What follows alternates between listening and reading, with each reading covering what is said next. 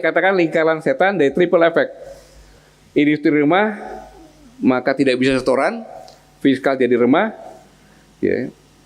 Investasi juga tertekan karena nggak ada efisien, rupiah rapuh. Terjadilah sekarang merangkak pelan-pelan menuju ke 18. Posisi MPR berubah, disitulah sebenarnya suara rakyat di situ. Sistem pemilihan berubah, relasi antar lembaga berubah, arah demokrasi berubah, paradigma ekonomi berubah. Dan sejak itu Indonesia memasuki era baru yang oleh banyak pengkritik disebut sebagai demokrasi oligarki. Negara yang kehilangan kedaulatan tidak runtuh dalam satu malam. Ia runtuh perlahan, dimulai dari kehilangan kepercayaan rakyat terhadap negaranya sendiri. Rakyatnya merdeka, rakyat harus bebas dari ketakutan, bebas dari kemiskinan, bebas dari kelaparan, bebas dari kebutuhan, bebas dari penindasan, bebas dari penderitaan. Sehingga terjadilah sabotase struktural. Sabotase struktural, sabotase dilakukan dalam struktural kabinet sendiri. Waktu tanggal 18 saya sampaikan pasti akan ada kekacauan yang besar secara merata. Secara merata. Rocky bilang seperti itu, politikus, kemudian ekonom atau Dudiawan ngomong, dan saya juga ngomong. Karena ini bom waktu yang sengaja dibuat.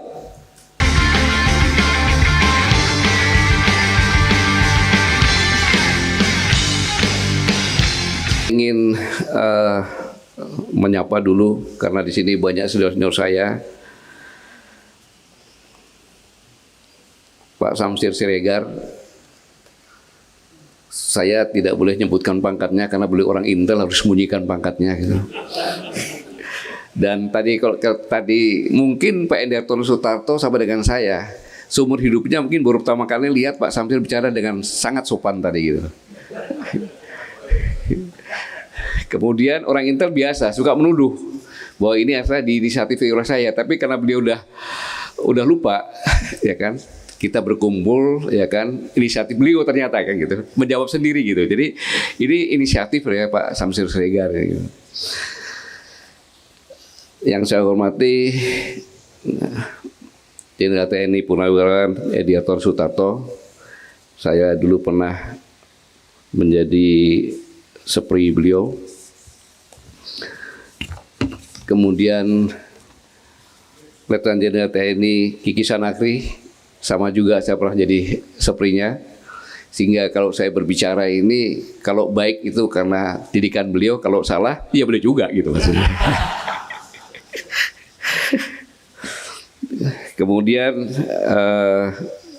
ini yang saya sebutkan penyelenggara, yaitu ada Marsdia TNI Purnawirawan Ian Santoso. Kemudian juga ada Majen TNI Purnawirawan Suprapto, ini yang selalu ikut menekan saya atas nama Pak Samsir Siregar. Kemudian ada Majen TNI Purnawirawan Irfan Edison, aslok saya dulu, yang sering saya tubuh supaya uangnya mengalir. Yang selanjutnya Majen TNI Purnawirawan Susanto Darius. Kemudian Majen TNI Purnawirawan Joko Subroto, teman berburunya Aslok. Kemudian Majen TNI Sutikno dan Brigjen Marinir Purnawirawan Bastiar.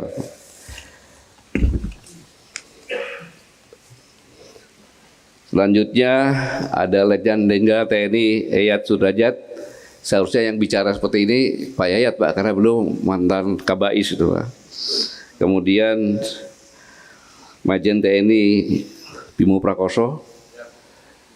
Kemudian ada Brigjen TNI Purnowo.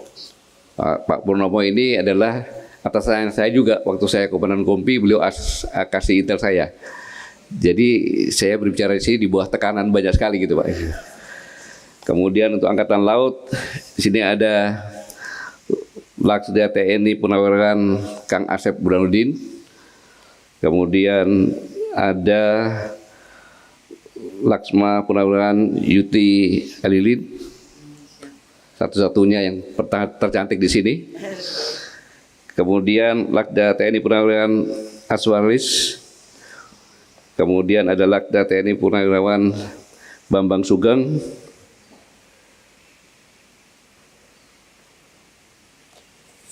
dan Angkatan Udara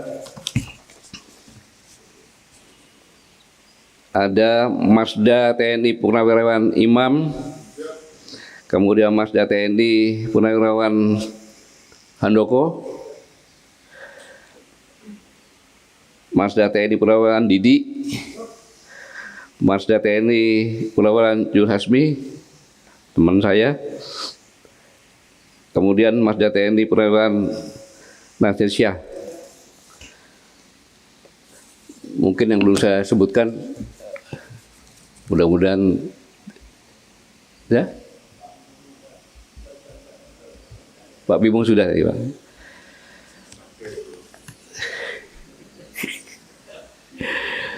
Jadi ceritanya ini kalau di panggung beliau sopan, tapi kalau dulu Tot, yang penting kau bicara Tot, jangan sampai salah-salah lagi. Oke.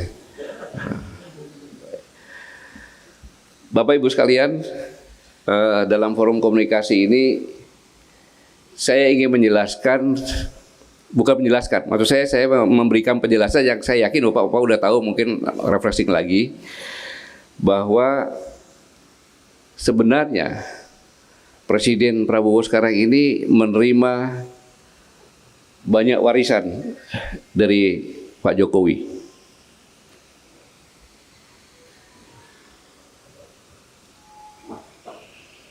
Bukan hanya sekedar warisan, beliau awalnya di bawah tekanan, diintimidasi, yaitu ketika Senin 16 Oktober 2023, keputusan Mahkamah Konstitusi bahwa batas usia minimum itu dengan keputusan nomor 90 dikabulkan sebagian dengan klausul 40 tahun atau pernah sedang jadi kepala daerah. Di rekayasa ada tambahan seperti itu. Sehingga belum sampai umur juga bisa mencalonkan sebagai wakil presiden karena yang menentukan adalah pamannya sendiri. Kemudian pada hari Jumat 20 Oktober, sang paman tadi Ketua MK menyampaikan syukur alhamdulillah bahwa batas usia minimum sudah bisa diputuskan dan ya, ada kata dan bisa terjadi usia maksimal atau calon presiden yang tua tidak bisa mendaftar. Ini konferensi pers sampaikan. Tentu harapannya supaya didengar oleh Prabowo Subianto. Setelah ditunggu 1-2 hari tidak, disampaikanlah seperti ini. Ini kan ancaman. Sehingga terpaksa 2 hari kemudian Prabowo Subianto mendeklarasikan bahwa pasangannya adalah Gibran di Kertanegara tanpa dihadiri Gibran. Tanpa dihadiri Gibran. Kenapa? Kalau nggak disampaikan, ya, hari Minggu ini, hari Seninnya bisa disampaikan oleh kepamannya. Diketok, batas usia maksimal cuma sekian, di mana Pak Prabowo nggak bisa mendaftar. Dan ini bisa saya buktikan.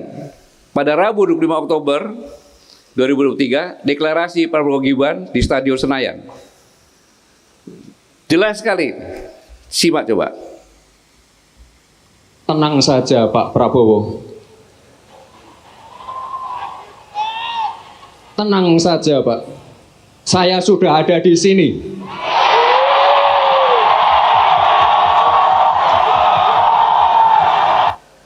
Artinya yang saya sampaikan itu benar. Hasil ancamannya terbukti. Karena apabila tidak, ya bisa dua-duanya nggak jadi mencalonkan. Jadi memang intimidasi. Diintimidasi dia terpaksa membeli Gibran. Tapi juga terpaksa nikmat juga gitu. Selanjutnya, ketika dilantik, Pak Prabowo sudah punya obsesi bahwa menterinya begini, tiba-tiba dipanggil ke Solo. Berubah, harus memasukkan kurang lebih 18 menteri, warisan dari Jokowi yang pernah menjabat lama, sama-sama Jokowi. Sehingga dipaksa membuat menterinya besar, padahal kondisi negara pada saat itu tidak dalam kondisi baik-baik saja. Dengan kabinet yang besar, pengendaliannya sulit, kemudian banyak, prosesnya sulit, ya akhirnya seperti sekarang ini. Karena bagaimanapun juga, pertama harus menampung 18 menteri. Yang kedua harus menterinya sendiri, yang ketiga harus menampung partai-partai koalisi. Karena undang-undang sekarang ini memerlukan partai koalisi agar bisa aman. Sehingga kalau dilihat, ini jumlahnya luar biasa. 49 kementerian, dengan wakilnya pun ada 8 warisan, sehingga semuanya menteri dengan wapen ada 105. Sedangkan zamannya masih Jokowi hanya 35 dan 10 wakil, jadi 45 orang. 200% lebih dipaksa untuk seperti ini.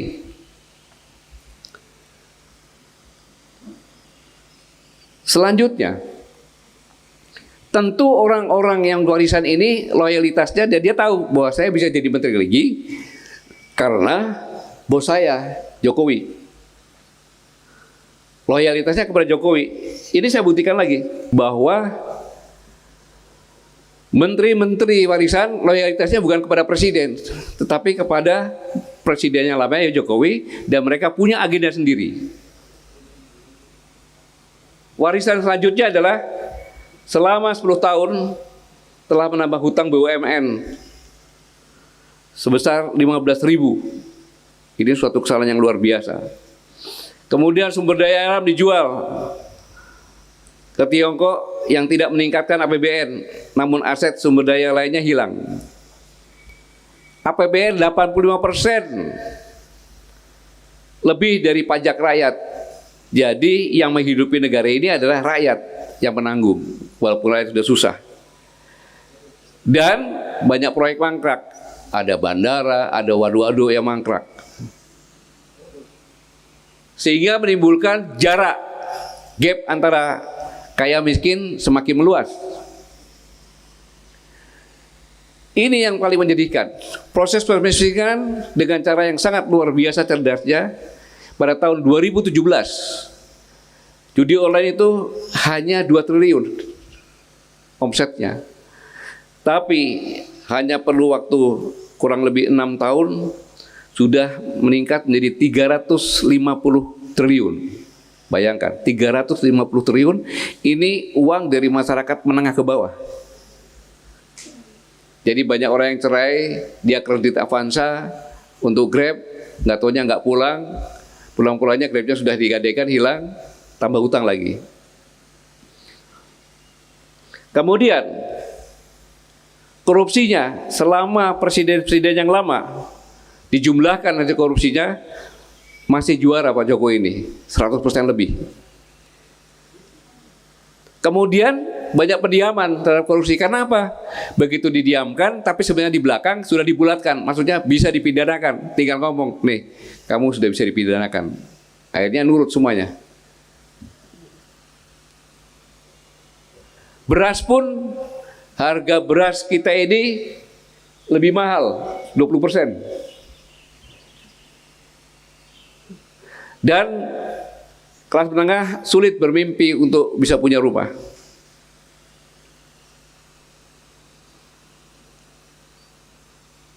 Tingkat pengangguran tertinggi kurang lebih 5,2% dan PHK 46.000. Berita Kompas tahun 2024. Inflasi selama 5 bulan berturut-turut.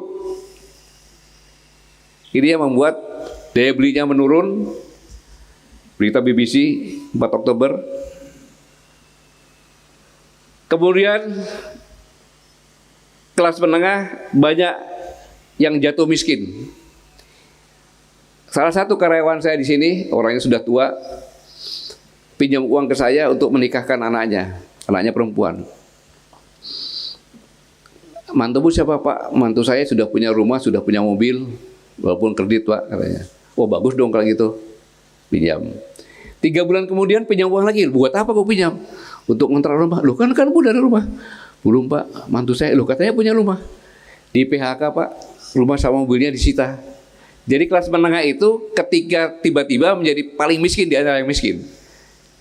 Tidak punya penghasilan dan punya hutang, rumahnya disita. Dan Bank Dunia mengingatkan bahwa ancaman resesi terjadi.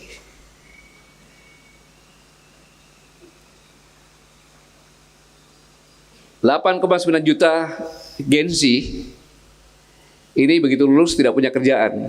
Ini yang membuat mahasiswa sekarang bingung. 9,89 ketika di wisuda orang tuanya datang, sampai pacarnya datang dengan bangga. 3 hari masih senang-senang, hari keempat sudah mulai mendaftarkan pakai email kemana-mana, jawabannya terima kasih, email sudah terima, tapi kita tidak membuka lowongan kerja. Akhirnya minta lagi sama orang tuanya belikan motor untuk Gojek, seperti yang disampaikan. Bahkan S2 pun sekarang di pinggir jalan nunggu panggilan online. Yang membuat uang susah didapat ya karena lapangan kerja tidak ada. Di samping pajak makin tinggi. Jadi masyarakat dimiskinkan, yang kaya makin kaya, yang miskin makin miskin.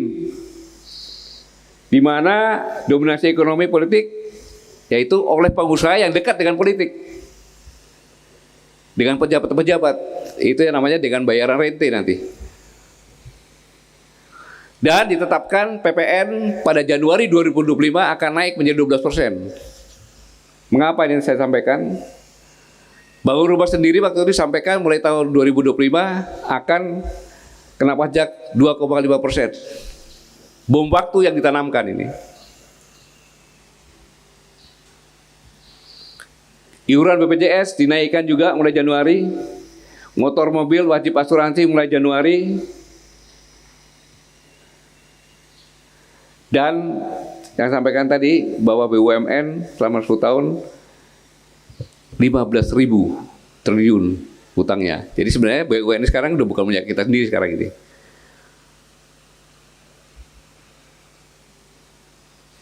Ini semuanya karena apa? Semua dilakukan oleh menteri-menteri yang titipan dan kepala lembaga yang titipan. Akhirnya dibuat seperti ini, kayak bom waktu. Sehingga terjadilah sabotase struktural. Sabotase struktural. Sabotase dilakukan dalam struktural kabinet sendiri. Akan saya buktikan. Tadi Menteri Keuangan menaikkan PPN 12%. Dan berlaku pada Januari. Kan berwaktu ini ketika Presiden menjabat. Dan untungnya tanggal 31 Desember Presiden membatalkan keputusan tersebut, pajak hanya dikenakan pada barang mewah. Ini mengganggu konsentrasi semuanya. Heboh penemuan pagar laut yang sudah diperintahkan oleh Presiden dibongkar. Menteri Kelautan mengatakan jangan dibongkar atau barang bukti. Akhirnya dibongkar juga. Menterinya siapa itu? Menteri yang lama lagi. Kemudian menteri yang cium tangan tadi, ya kan? Itu mengeluarkan larangan para pengecer menjual gas melon 3 kg. Sehingga antri panjang. Bahkan Kepala Kantor Komunikasi Presiden Hasan Nasbi, orang dekatnya Jokowi, mengatakan keputusan itu benar. Dan mengabarkan korban meninggal dunia karena antri. Presiden juga harus menyampaikan bahwa kebijakan harus dibatalkan. Ini bulan Februari, Januari masalah ada, Februari masalah ada. Bulan Maret, masih lagi bulan Februari, publik heboh bensin oplosan. Sudah dioplos, harganya tetap, merusak mesin lagi. Dan akhirnya kepercayaan kepada Pertamina hilang, pindah ke lain. Pom bensin lain, harganya disuruh samakan dengan Pertamina. Kejaksaan mengungkap adanya bensin oplosan benar, berapa orang jadi tersangka. Pada bulan Maret, Menpan RB menyampaikan penundaan pengangkatan CPNS dan PPK, pegawai pemerintah dengan perjanjian kerja. Bikin heboh, gejolak. Terpaksa lagi Presiden mintakan Menseknek untuk mengumumkan pengangkatan CPNS PPK dipercepat. Januari, Februari, Maret. April tidak ada karena takut ada April Mop kan gitu. Maka nggak ada, kita langsung ke Mei. PPATK melakukan pemblokiran rekening bank yang tidak aktif selama 3 bulan. Sampai bulan Juli ada 122 juta rekening yang diblokir. Langkah PPATK ini menimbulkan heboh. Bayangkan kita, orang Indonesia itu kan nyimpan ke bank bukan untuk bisnis kebanyakan. Untuk nyimpan uang supaya aman, yang nggak diutik-utik. Ketika diblokir ada keperluan yang mendadak, nggak bisa. Harus menunggu berapa hari untuk aktivasi lagi. Pada tanggal 5 Agustus setelah PPTK dipanggil Presiden, maka mengatakan bahwa rekening tersebut telah dibuka kembali. Tapi walaupun itu tidak dibuka lagi juga, harus daftar lagi. Saya mengalami sendiri. Jadi opini publik bahwa pemerintah merampas uang rakyat. Negara menghambat akses rakyat terhadap hak keuangannya. Tujuannya dekriminalisasi pada pemerintah. Bulan Juni ada lagi, sama lagi yang disalamin tadi, heboh tambang di Raja Ampat.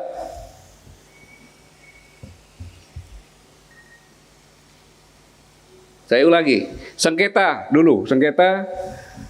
pulau yang diserahkan oleh Menteri Dalam Negeri kepada Sumut. Menterinya Pak Jokowi lagi. Sehingga timbul kerubuhan, terpaksa Presiden memutuskan 4 pulau dikembalikan ke Aceh. Ini sabotase struktural yang dilakukan oleh menteri-menterinya. Jadi memang dibuat terus. Sama juga ini bulan Juli, belas oplosan. Mentan Amran mengatakan akibatnya rakyat rugi 100 triliun. Hebat sekali kan gitu. Akhirnya apa? Menyebabkan bahwa Presiden juga mengiyakan dikhawatirkan bisa terjadi krisis. Pedagang-pedagang takut jualan, gak ada jualan nanti. Akhirnya bisa diintegrasir. Kemudian akhir Juli, tanah nganggur selama 2 tahun disita negara. Menteri BPN yang menyampaikan ini. Heboh semuanya, bahkan di media sosial kemudian ada unggahan. Rekening nganggur 3 bulan diblokir, tanah nganggur selama 2 tahun disita negara. Kami nganggur bertahun-tahun tidak peduli. Nanti juga jada yang nganggur juga disita negara.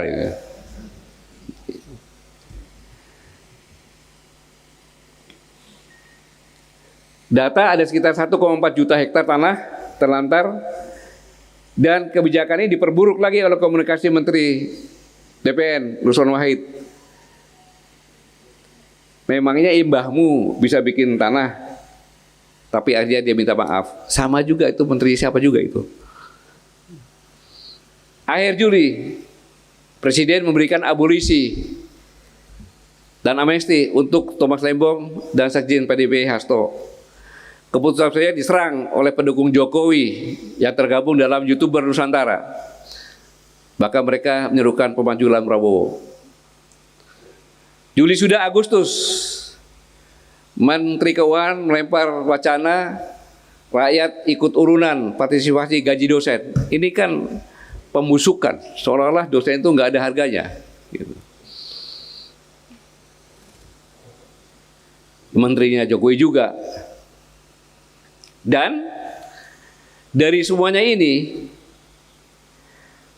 pemerintah menyampaikan bahwa transfer daerah dikurangi.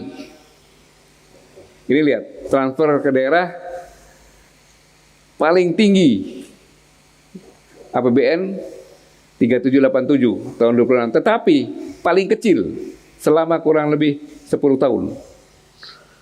yaitu 24,47%.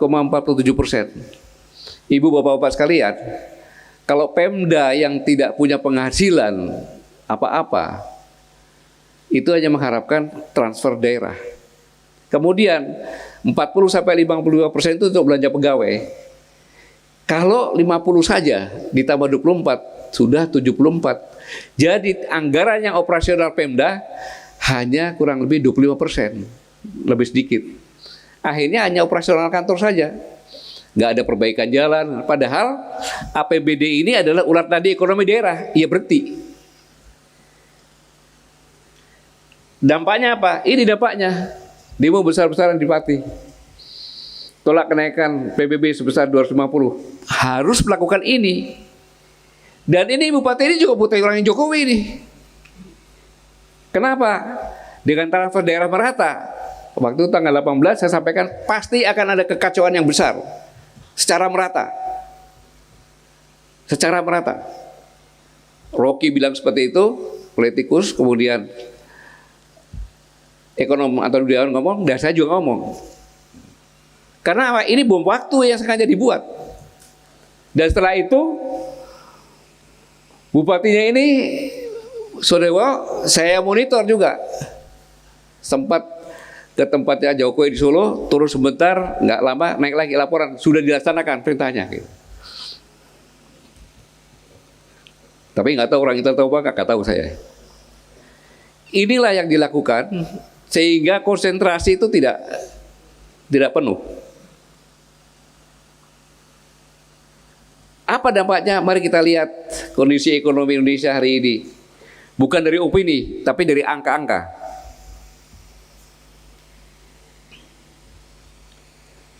APBN 3.842 triliun.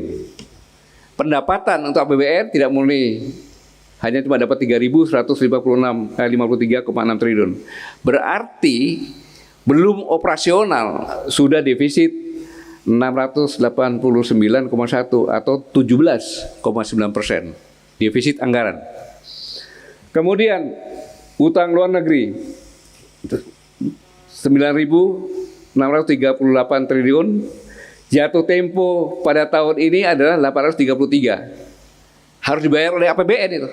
Jumlahnya 21,67%. 833 triliun. Kemudian bunga. Bunga ini ada utang luar negeri hanya 60, utang dalam negeri, SUN dan lain sebagainya harus dibayarkan, berjumlah semuanya 599 triliun atau 15,59%. Pada triwulan 1 bulan Maret, Menteri Keuangan menyampaikan defisit anggaran 240 triliun, berarti 6,25 triliun.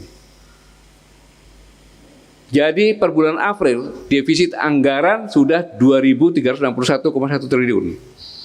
Atau 61,41%. Jadi APBN triwulan 2 hanya tinggal 1.481 triliun. Ini yang menyebabkan kita akan mengambil hutang lagi, gak ada jalan lain. Ini akhirnya transfer daerah tadi yang saya sampaikan ini harus dilakukan karena ini. Belum lagi kalau kita bicara subsidi BBM, ya kan, MBG dan lain sebagainya. Ya, kita bersyukur kepala MBG yang botak itu sudah diganti. Ya kan? Tetapi sangat disayangkan, coba diganti. Seharusnya kalau presiden bertanggung jawab sebagai presiden yang mengatakan akan mengejar korupsi sampai ke Antartika dan kutub, maka bukan hanya diberhentikan, diproses hukum supaya rakyat tahu gitu. Kalau enggak, berarti cuma dicopot saja, uangnya mungkin bagi-bagi juga. Kan boleh beranalisa seperti itu. Harusnya proses hukum semua yang dicopot itu proses hukum sehingga ada kepastian hukum. Rakyat tahu bahwa uang negara itu bukan diambil oleh negara lagi lewat orang dia, tetapi memang benar-benar dia yang korupsi. Kita lihat aja berani atau tidak. Kalau nggak berarti ya berarti kan bagi-bagi juga. Banyak orang kebagian juga.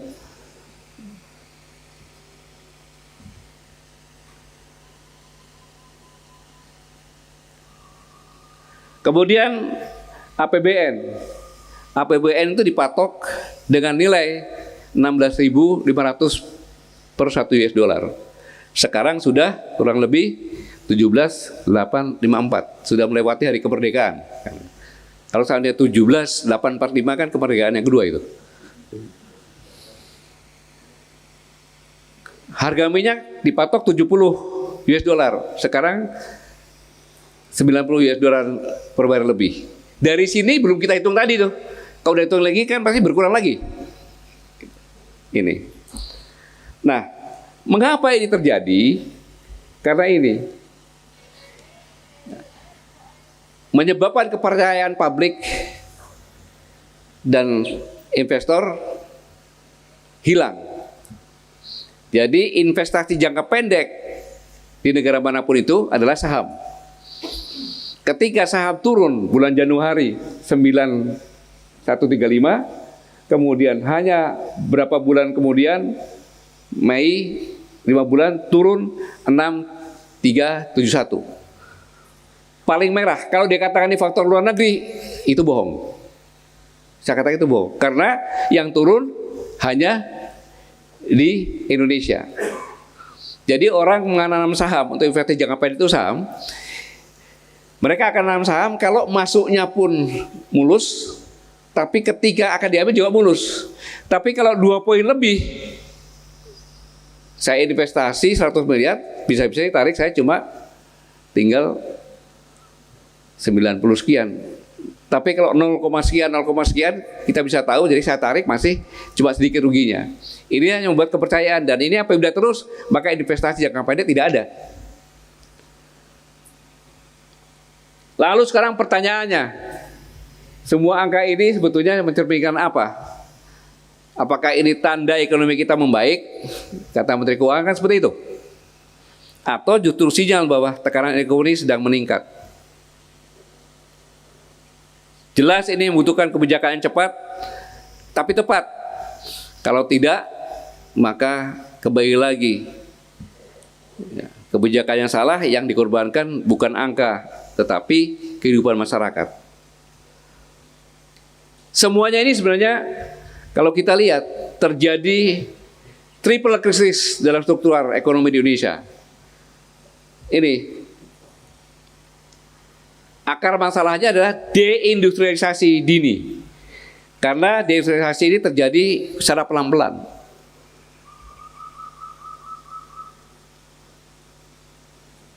Karena deindustrialisasi terjadi, maka banyak PHK. Dampak dari PHK yang ini. Sekarang saya jualan dulu. Sebagian Gojek, sebagian bantu kios saudara. Permasalahannya mereka ini bekerja tidak menaikkan produktivitas untuk masuk ke APBN. Tapi kalau pabrik-pabrik besar masuknya ke APBN. Itu permasalahannya. Dan ini bukan ujuk-ujuk. Kita lihat ini, saya bilang warisan. 2010 sampai 2024 itu produktivitas industri melemah terus. Kenapa? Karena industri itu pusat teknologi dan efisiensi. Di Indonesia, saya pernah menghitung, itu kos logistik industri antara 25 sampai 27, rata-rata 23%. Padahal, kalau kita ingin industri apapun juga laku, hanya ada 2 syaratnya. Satu, efisiensi sehingga bisa jual lebih murah.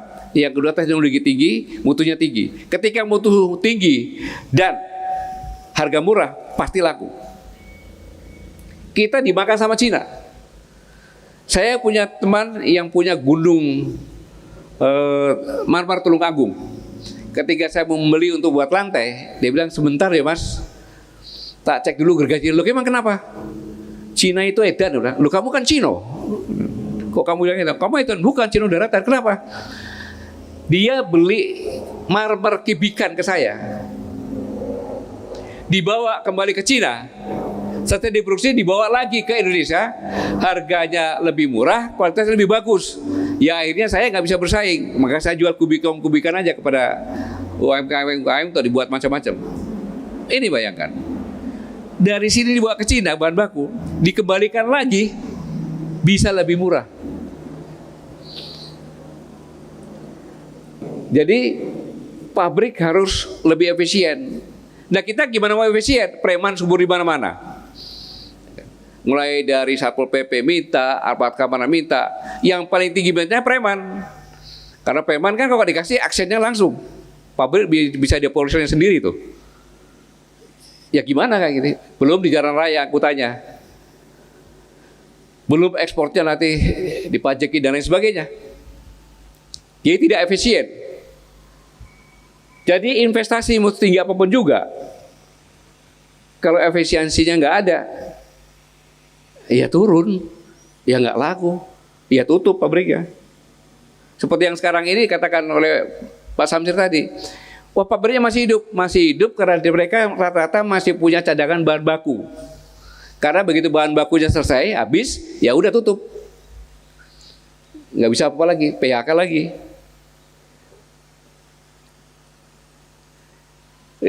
Yang kedua adalah ini fiskal bocor.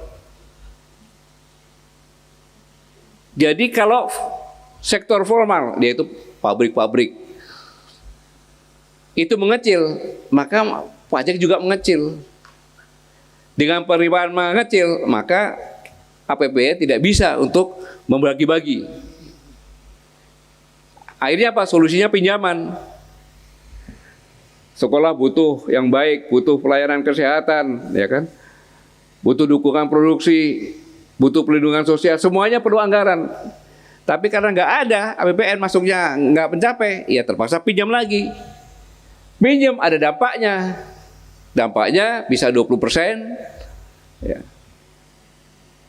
Bisa 25% tergantung.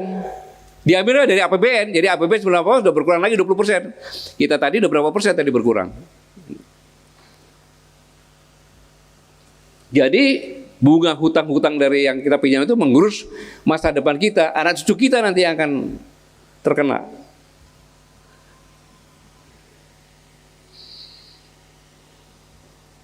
Sehingga fiskal menjadi menyempit fiskalnya. Ada apa-apa nggak bisa. Permasalahannya sebenarnya ini fiskal menyempit. Sehingga belum dipakai sudah dipotong seperti yang saya sampaikan tadi. Sehingga ruangnya sempit fiskalnya, kas kosong. Lalu dampaknya distribusi semuanya ke rakyat yang berkurang. Sehingga redistribusi kurang, yaitu tadi. Dulu kamu bisa nabung, sekarang boro-boro nabung. Belanja bulannya harus dihitung ulang. Sehingga turun kelas, rentan kemiskinan. Sehingga ini kemiskinan turun. Kan mengatakan pertumbuhan ekonomi baik, kenapa kami tetap miskin kan gitu? 68,25 artinya 194 orang jatuh miskin. Karena pertumbuhan tidak otomatis menjaga kesejahteraan. Mengapa? Karena fiskal adalah kemampuan negara memperbaiki hidup rakyat. Krisis yang ketiga, rupiah ini. Mengapa demikian? Karena produksi lemah, karena industri lemah. Maka uang yang masuk juga lemah. Maka kepercayaan pasar menentukan nilai tukar rupiah. Maka saya perlu mengucapkan selamat datang di ekonomi yang berbasis devisa rapuh. Devisa kita rapuh loh ini. Maka seperti Pak Samsudin katakan ini bisa terjadi 98 kalau tidak hati-hati. Maka solusinya apa? BI menaikkan suku bunga tinggi. Tetapi apa dampaknya untuk jaga rupiah? Maka proyek-proyek susah, bunganya tinggi, bunga pinjaman tinggi. Suku bunga tinggi menjaga rupiah tetapi menekan investasi industri. Industri makin lagi terpuruk lagi. Sehingga banyak sekarang yang mangkrak karena apa? Mereka tidak bisa dapat pinjaman lagi karena terlalu tinggi. Lebih didiamin saja. Ya itulah saya katakan lingkaran setan dari triple effect. Industri remah, maka tidak bisa setoran, fiskal jadi remah, ya. Investasi juga tertekan karena nggak ada efisien, rupiah rapuh. Terjadilah sekarang merangkak pelan-pelan menuju ke 18. Jalan keluarnya nggak ada lain, reindustrialisasi produktif lagi. Karena tanpa industrialisasi Indonesia akan terus berputar dalam krisis yang sama. Jadi sudah 10 tahun yang lalu industri kita turun, tidak ada perbaikan. Industrialisasi adalah syarat keselamatan ekonomi nasional. Itu warisan-warisan yang diberikan sehingga terjadi sekarang ini dengan tambahan-tambahan tadi yang sampaikan Pak Samsir Sehgal, para menterinya ngomong semua maunya sendiri, ya, tanpa landasan yang benar, tanpa didiskusikan dulu, ya akhirnya kepercayaan publik makin lama makin karena begitu menteri membuat kesalahan dia dinilai presidennya juga kan gitu. Itu yang berbahaya. Presidennya juga sama juga kan gitu. Kemudian ada lagi warisan yang sama-sama kita lihat, yaitu undang-undang yang sekarang ini. Undang-undang sekarang ini secara substansi, kenapa nih? Ini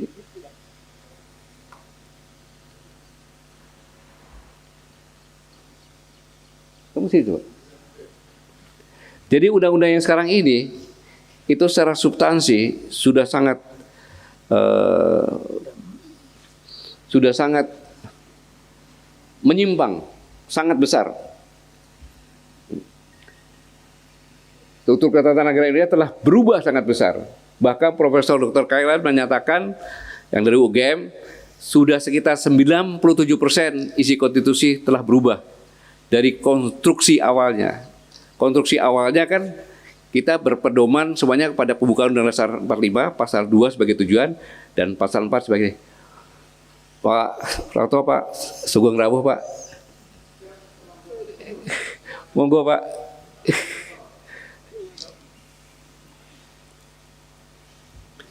Mantan Wagub Jakarta, mantan Kasdam saya. Monggo, Pak.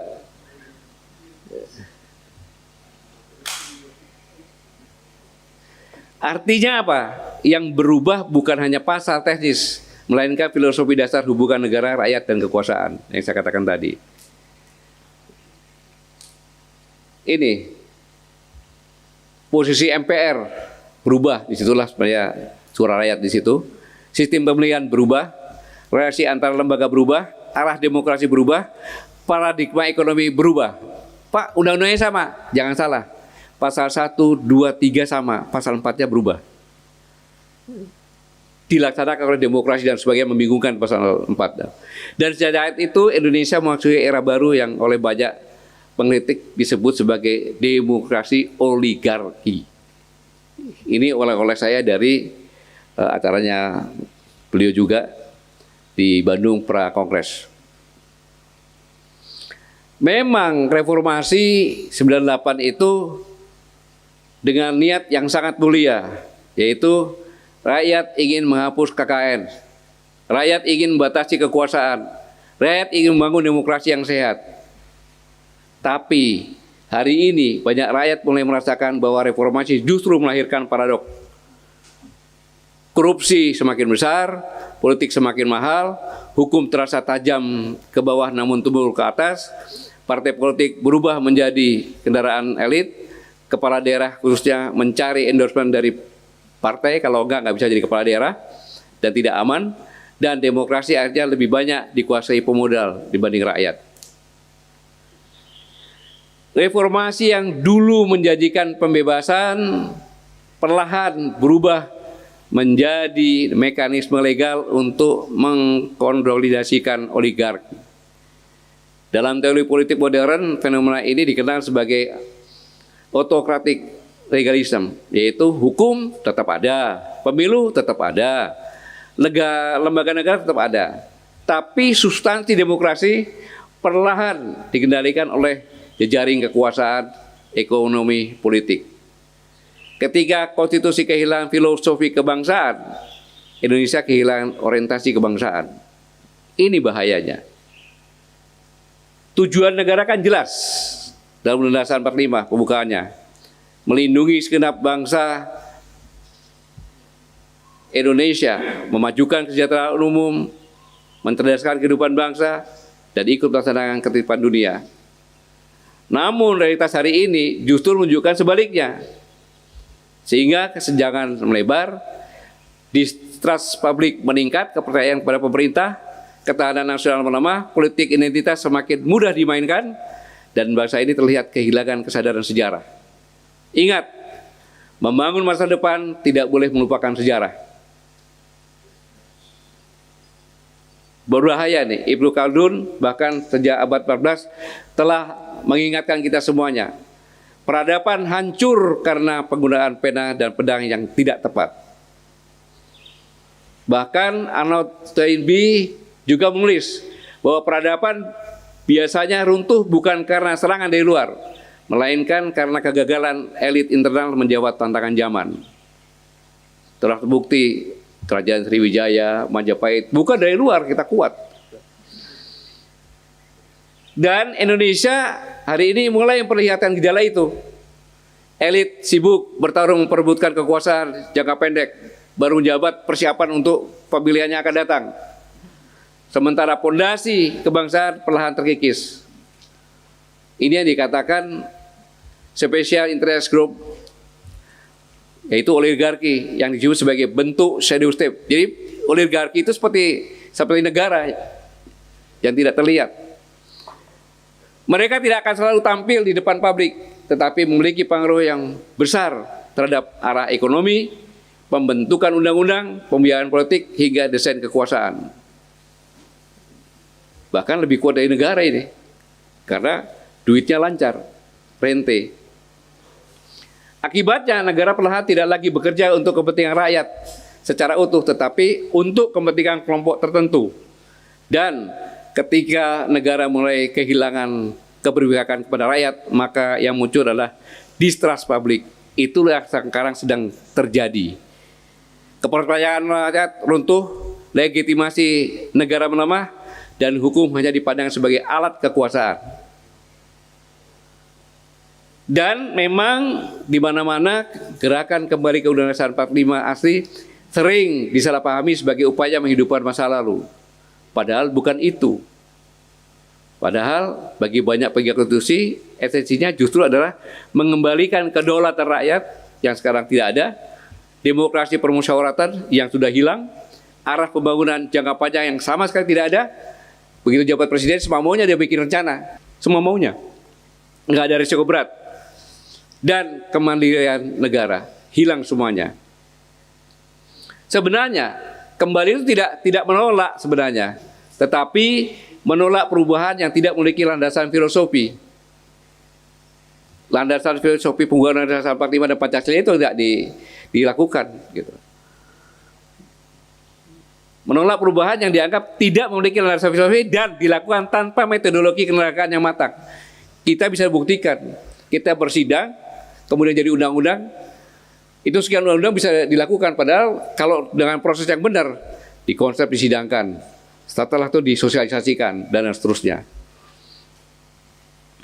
Satu kata kunci, kedaulatan politik, kedaulatan ekonomi, kedaulatan hukum, kedaulatan konstitusi. Itu yang paling penting di negeri ini. Sebab tanpa fondasi konstitusi yang kuat dan berakal pada kepentingan nasional, negara akan mudah dikendalikan oleh oligarki ekonomi, kepentingan transaksional, tekanan geopolitik global maupun konflik elit domestik. Dan sejarah menunjukkan negara yang kehilangan kedaulatan tidak runtuh dalam satu malam. Ia runtuh perlahan, dimulai dari kehilangan kepercayaan rakyat terhadap negaranya sendiri. Inilah yang disampaikan Pak Samsir Siregar, kita berkumpul di sini karena hadiah ulang tahun seorang seniman. Jadi kalau kita lihat seorang seniman budayawan itu sudah mulai bergerak, itu tandanya sudah sampai rakyat, di rakyat paling hakiki.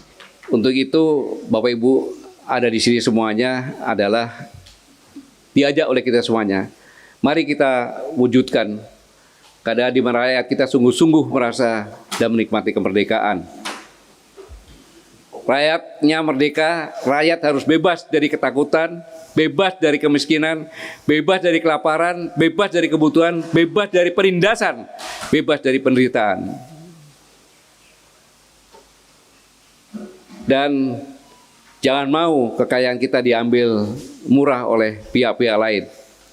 Semua kekayaan kita harus sebesar-besarnya untuk kepentingan dan kemakmuran rakyat.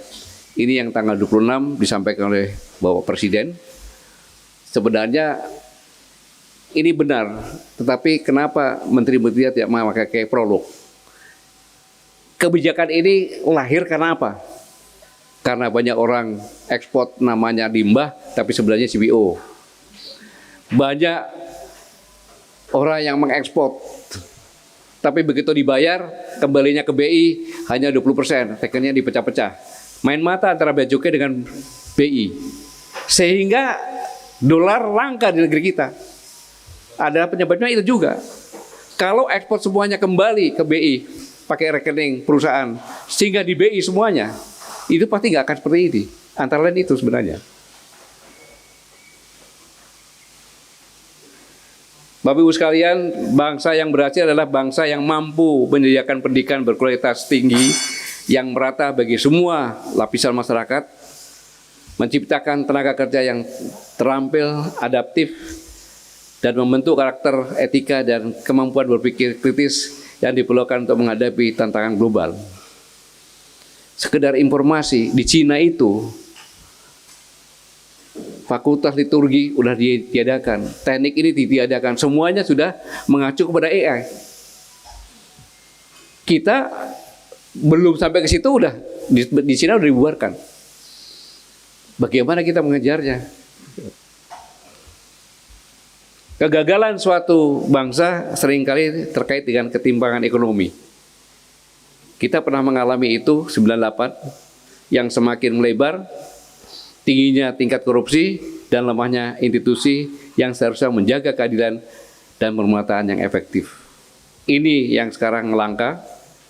Dan dalam kondisi seperti ini, Bapak, Ibu, Bapak sekalian datang ke sini, nanti diharapkan dengan pengalaman masing-masing, latar belakang pendidikan, tour of duty-nya, dan pergaulannya serta akademiknya bisa memberikan masukan-masukan untuk agar negara ini bisa selamat yang akan diberikan kepada Bapak Presiden nantinya secara tertulis yang akan dirangkum oleh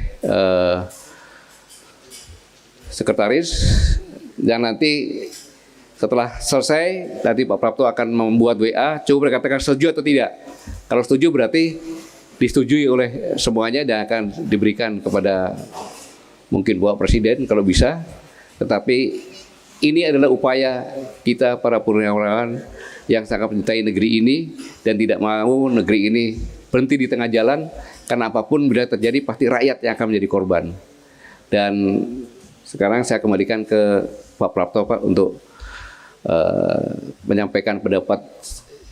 Diharapkan masing-masing memberikan pendapat, saran yang bisa disampaikan. Sekali lagi saya terima kasih dan mohon maaf saya tidak mengajari, tapi itu sekedar refreshing saja karena saya juga ini diperintah oleh Pak Samsir Siregar. Terima kasih. Wassalamualaikum warahmatullahi wabarakatuh.